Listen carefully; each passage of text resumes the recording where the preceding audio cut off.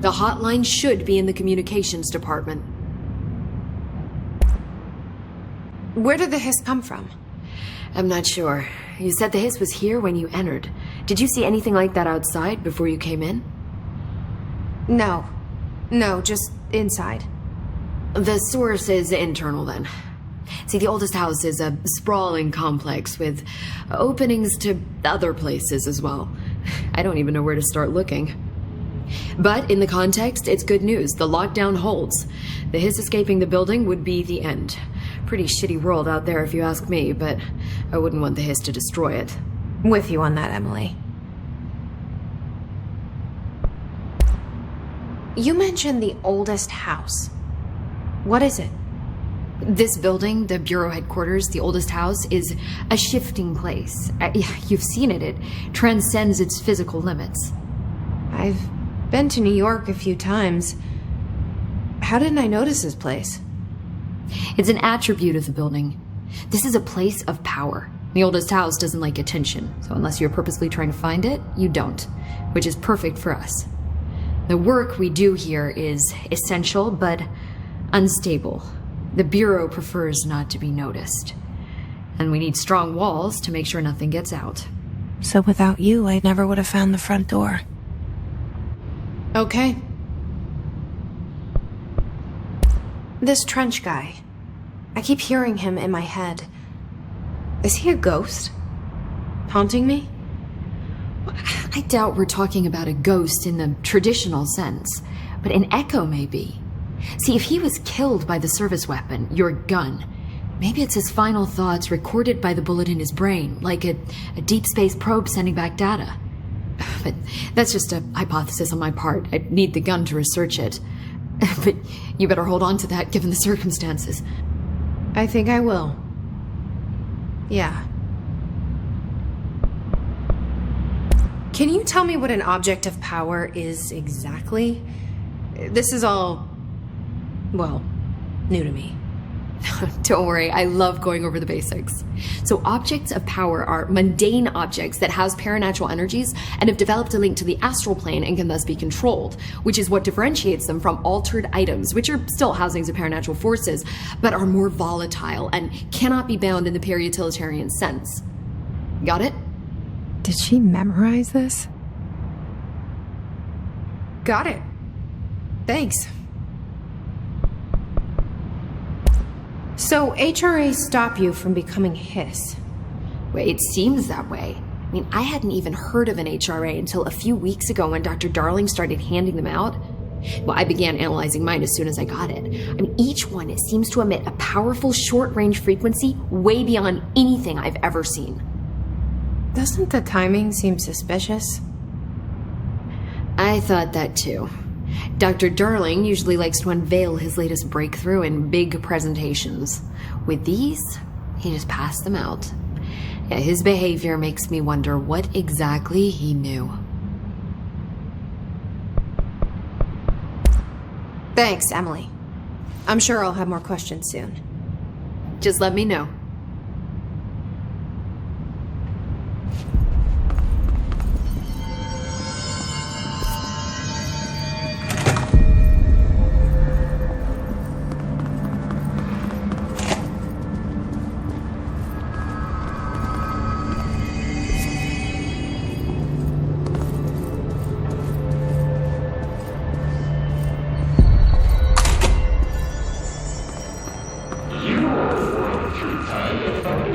There it is again, our welcome message.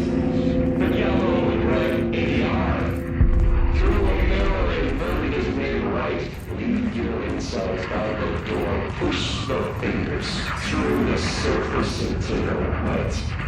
Your always been with you. You want this to be true. We stand around you while you dream.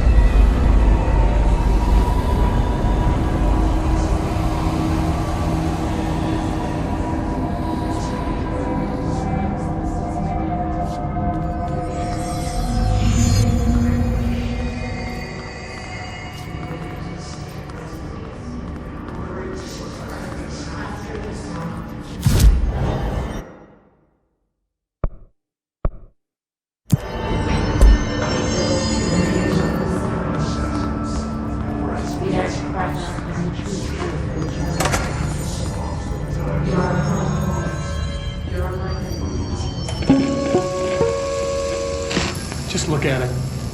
8 inches wide and capable of storing a whopping 80 kilobytes. Stolen by our friends at the CIA, the disk held the launch codes to Soviet nukes. This is not the disk, of course, but one exactly like it. A perfect fusion of concepts vibrating in the Cold War era collective unconscious. A receptacle. It is a receptacle for dangerous energies to hone in on. And they did. We don't have the details, but when things started flying around the disk, it was transferred to us. It's an object of power. OOP. Oops. Oh, and it can launch things telekinetically through the air. To date, we've launched maybe 3 dozen pencils. And once, we even launched a cup.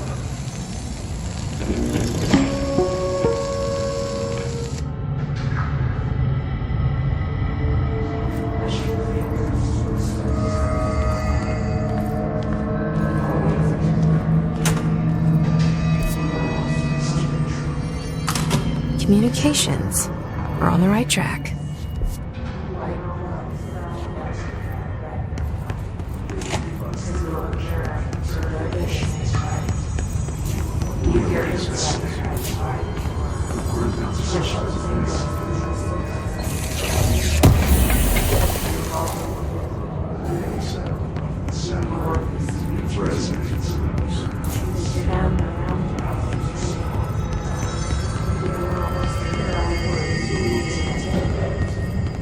This happens more and more. You gave us the permission. Your reputation. Waiting mistakes. The word that describes this is redemption.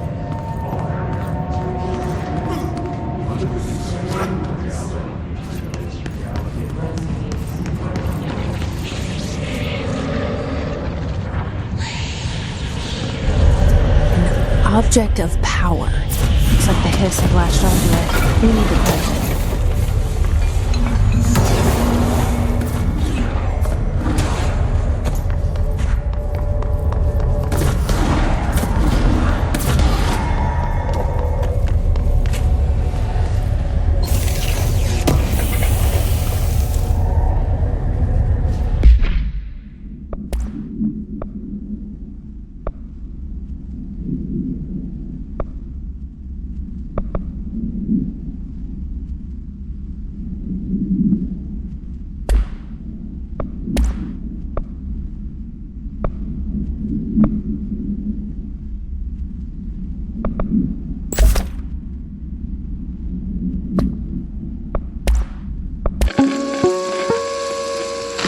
Just look at it. 8 inches wide and capable of storing.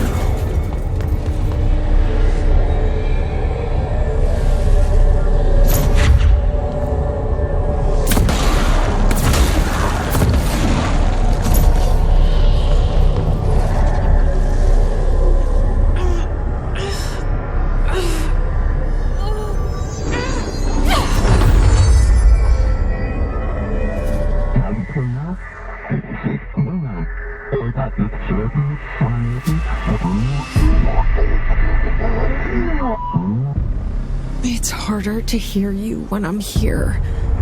It's like the channel's been changed. The board's in charge here. They're pyramids in the Bureau seal. Are they really the ones pulling the strings? I'm not their director. I'm no one's director.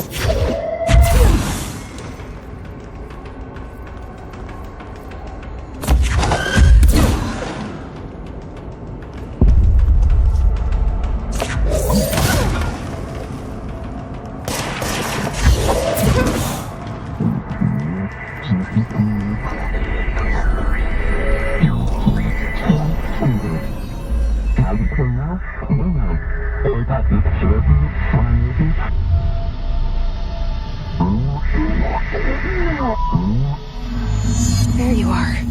You were gone. Cut off. I got it. Just like you were, right? This will help me fight this.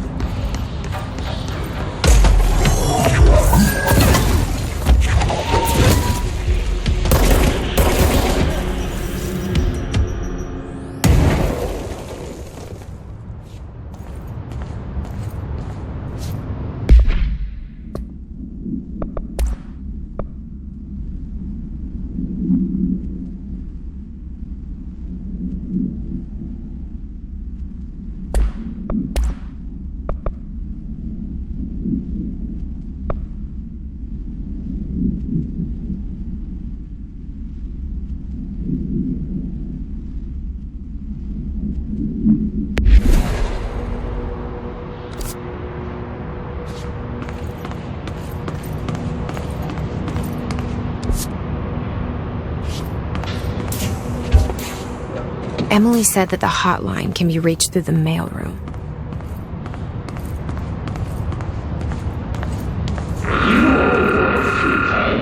So distorts your happiness comes. Like rose, the yellow and red in the eye. Through a mirror inverted is made right. Leave your insides by the door. Push the fingers through the surface into the light. And because the one you want this to be.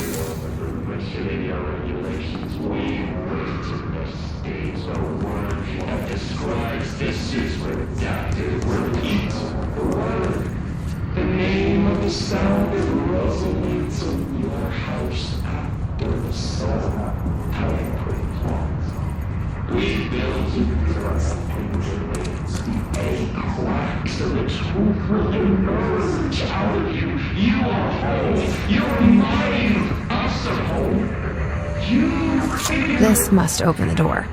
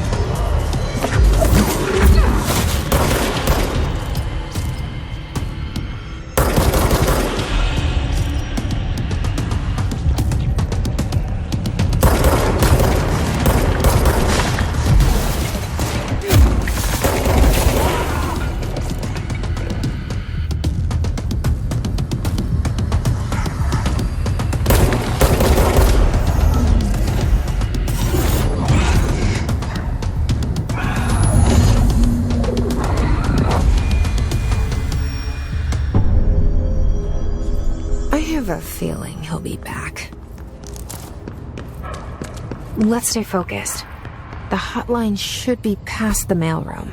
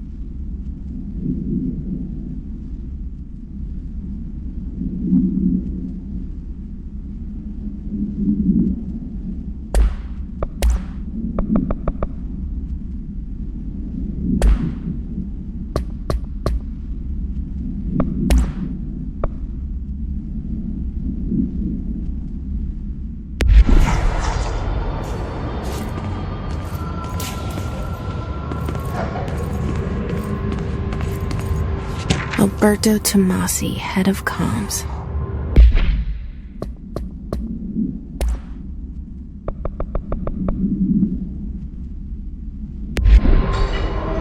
The hiss got him. All right, take this down. The situation in Cuba has been evaluated by the relevant authorities. The mysterious illness affecting the staff at the U.S. Embassy in Havana was caused by sonic weaponry in the hands of a foreign power. Numerous personnel have damage to the inner ear, but most are expected to make a full recovery. Of course, the event also damaged their cellular walls, but we can't blame that on some stupid noise gun. Thank God no local doctors examined them first. Honestly, what are the odds an alternate item would show up inside a U.S. embassy? Talk about good luck, huh? So much easier to... Hey, are you still recording this?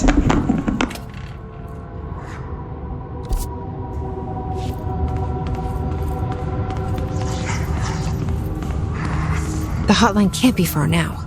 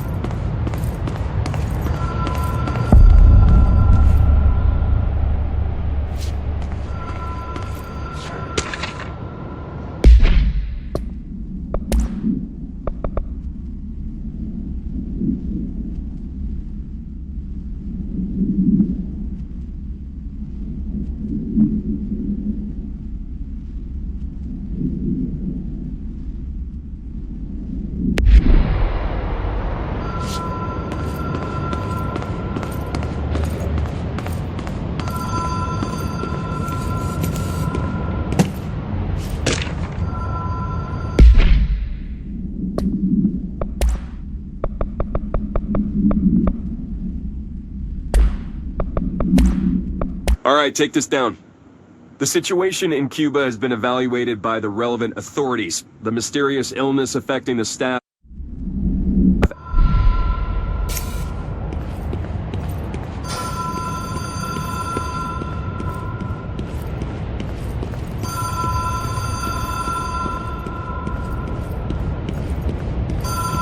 The Ocean View Motel and Casino.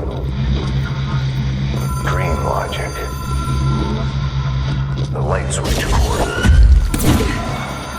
Door marked with the black pyramid.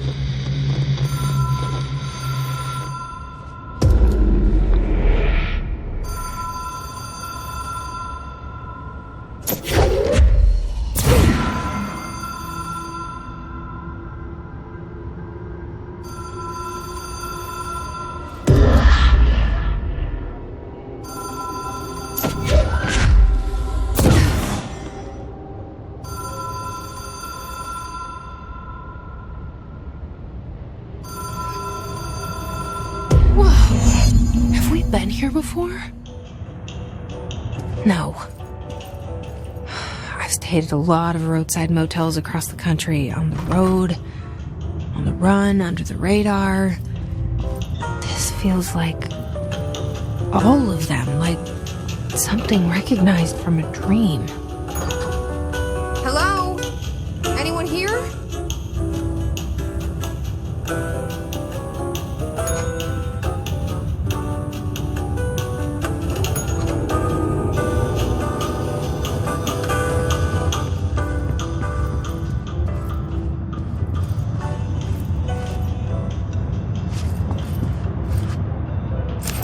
The key has a black pyramid on it.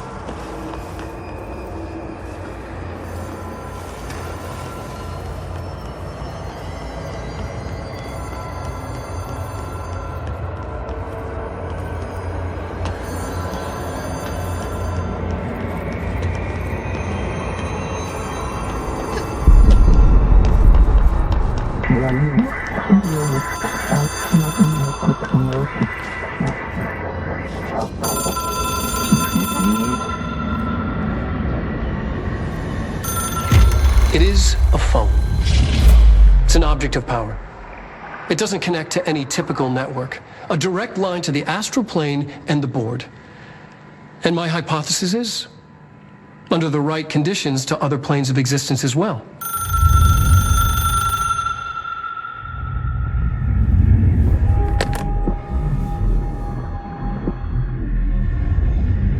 A director needs a team. My management team. These people know the secrets of the Bureau as well as I do. Some even better. Darling, Tomasi, Salvador, Marshall. Marshall especially, my head of operations. She sees right through me. She knows I don't like relying on people. The only person you should fail is yourself. But things change when you become director.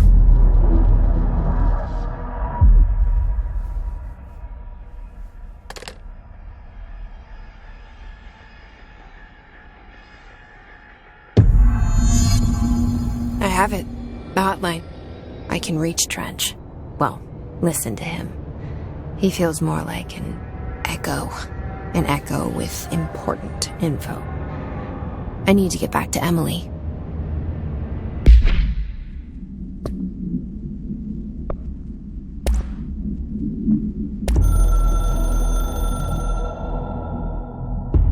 The Ocean View Motel and Casino is a familiar friend to me. I stayed in countless motels like it while investigating AWEs across the country, back in my field agent days. Those roadside motels all bleed together like a dream. Same and not the same. Anywhere and nowhere. The Ocean View operates on dream logic, and the light switch cord leaks out to be found in the most unexpected places, and sometimes successfully encouraged to appear and act as a convenient lock to keep out those not trained in dreamscape navigation. Even Bureau veterans can only find one key in the motel. The key that opens the door marked with the inverted black pyramid. The rest, the many other doors, are still mysteries to us. We're all merely guests there. Even the board. Sometimes I need to visit, just to breathe easier for a while. It beats the numb, sterile apartment I spend my nights in, insulated from everything but myself. I guess that's where the whiskey comes in.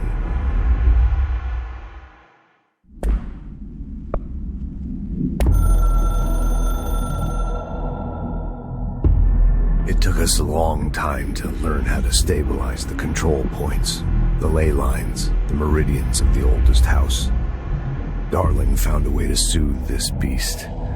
We discovered we must cleanse control points of all interference. It's my duty as the director, like Northmore before me. I couldn't manage it in my own house, at my home. I'll damn well do it here. Without the control points, the oldest house would swallow us alive. We'd be sealed inside an endless labyrinth, and no one would hear our screams.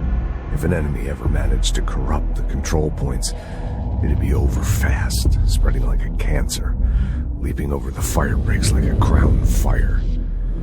They are the weak point. Darling's right about that. He's wrong about everything else. Dangerously wrong. Suspiciously wrong. Has he been compromised?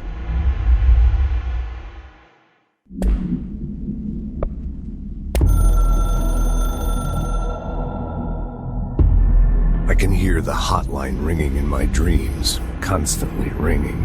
Ringing so loud I can't hear the voice I'm straining to understand. Why don't I pick up? It's a secure line of communication with the board. They would tell me what I need to know. Do I fear their answers? Would they have warned me of this threat? I didn't see it coming. The traitor in our midst. A conspiracy plotted right behind me. I can't trust anyone. I must assume all my intel has been manipulated. The hotline is the only channel I can trust. Bind it, control it. The rule and the ritual with objects of power. It can't be tampered with. The lifeline to the astral plane and the board. I must seek guidance. Soon. I'll rest first. I'm so tired. Always tired now. But I must reach the hotline. I think I'm under attack. An attack of dementia, exhaustion. It's a brain cloud making me forget. The hotline. I must reach the hotline.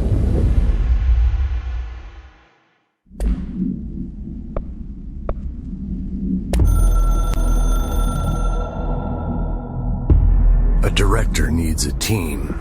My management team. These people know the secrets of the Bureau as well as I do. Some even better. They have proven themselves. Darling, Tomasi, Salvador, Marshall. Marshall especially, my head of operations. She sees right through me. She knows I don't like relying on people. The only person you should fail is yourself. So I followed my own orders. Northmore hated my guts for that. But things change when you become director. You suddenly see this dark void for the horror show it truly is, filled with screaming fear we pretend to control. Sand leaks through my fingers. The roses I pruned in the garden back when I still had a family, all dead. Heat escapes my body. My thoughts are scattered. The universe keeps expanding. I can't keep up with it alone. When I forget that, things go wrong. And my team has to pick up the pieces. Damage control. To help me get out of my mess.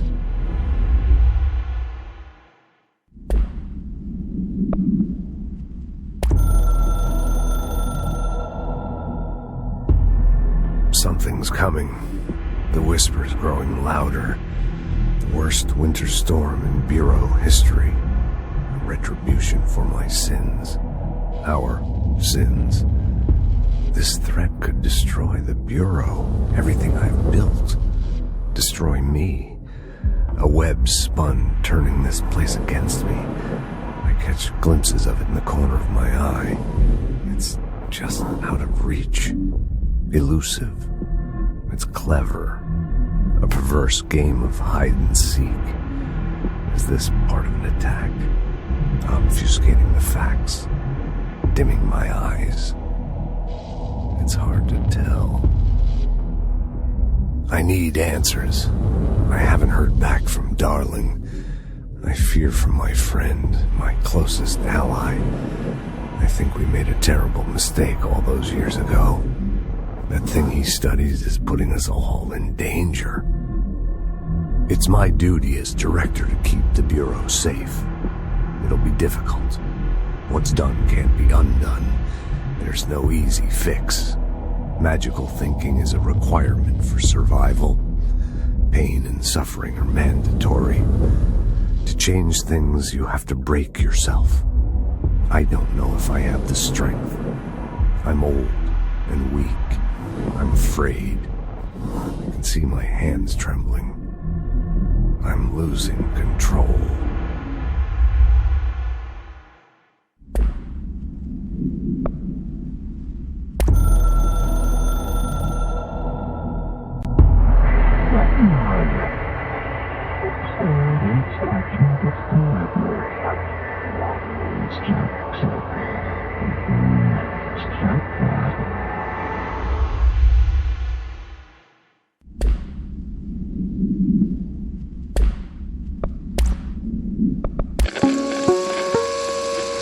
Ring, ring. It's Dr. Darling calling. In 1978, a comms department intern heard the hotline ring and picked it up, going against every safety protocol in the manual. She never recovered, and the handful of witnesses required extensive memory repression therapy. It is a phone. It's an object of power. It doesn't connect to any typical network. A direct line to the astral plane and the board. And my hypothesis is, under the right conditions, to other planes of existence as well. Our very own Ouija board. Only the director can answer it safely, and what he hears is kept classified.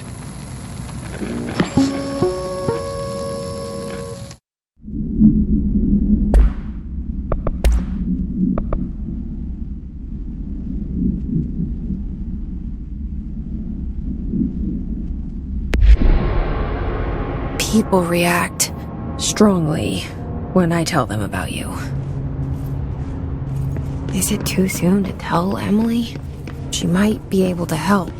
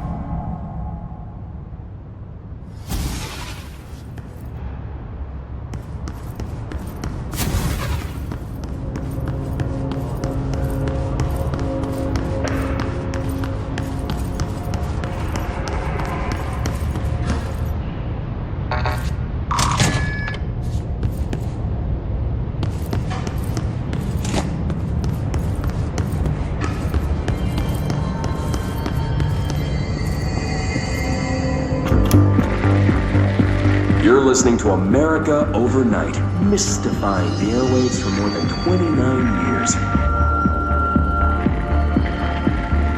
Thank you for staying up with us. Ghosts. We've had many callers over the years tell us of hauntings, voices, and other phantasmagorical phenomena. Today, friend of the show, Dr. Quincy Reagan, tells his story.